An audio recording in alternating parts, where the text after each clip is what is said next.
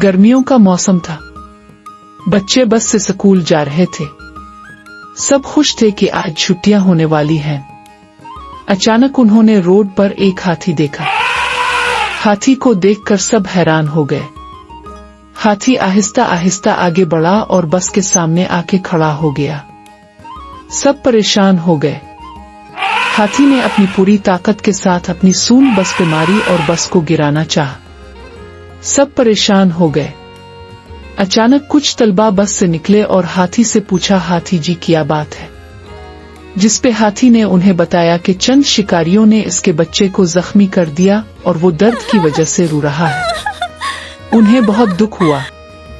उन्होंने फैसला किया कि वो हाथी के बच्चे को देखने जंगल जाएंगे। सब बस में बैठे और हाथी के बच्चे को देखने हाथी के साथ जंगल पहुंच गए। जंगल में जब उन्होंने हाथी के बच्चे को देखा तो उन्हें बहुत दुख हुआ है। उन्होंने फॉरेस्ट पुलिस को बुलाया। पुलिस ने हाथी के बच्चे की मरहम पट्टी की। अब सब दोस्त बहुत खुश थे और खुशी खुशी अपने स्कूल पहुंच गए।